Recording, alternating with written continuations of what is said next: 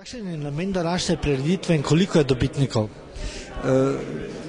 Z ozirom na to, da obeležujemo 40-letnico teritorialne obrambe, smo v Maribor povabili vse komandante teritorialne obrambe od ustanovitve do danes, se pravi komandantom činskih štabov in območnega štaba bomo podelili danes plakete.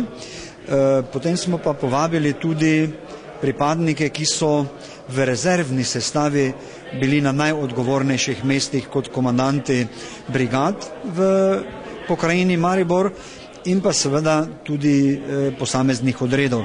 Teh poveljnikov je 6 in pa seveda povabili smo tudi tiste najstarejše pripadnike teritorialne obrambe oziroma tiste, ki so bili od samega začetka pri oblikovanju teritorialne obrambe v vzhodno-štajerski pokrajini. Tako da računam, da bo tudi teh priznam podeljenih 6.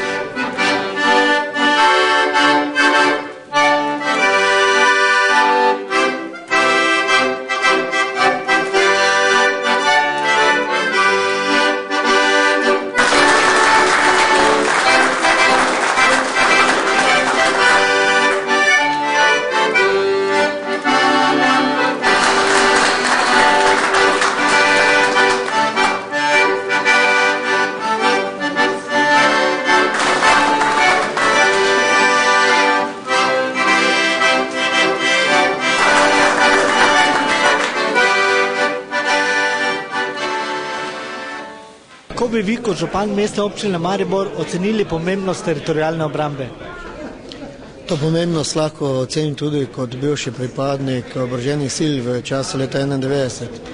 Zdi se mi zelo smotrno in primerno, da smo se tudi v Mestni občini Maribor skupaj z poveljstvom spomnili vseh pripadnikov, ki so bili kakorkoli prostovoljno angažirani in pripravljeni z svojim življenjem storiti vse, da to, kar danes imamo, da smo člani Evropske unije, da smo samostojna država, da svobodno kreiramo svojo prihodnost in da živimo v miru.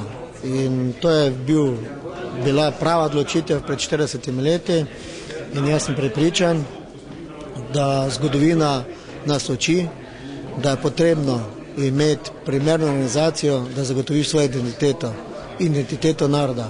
Prav to smo tudi s pomočjo teritorialne obrambe, policije in drugimi oboroženimi silami in seveda s civilnim prebivalstvom leta 1991 dokazali.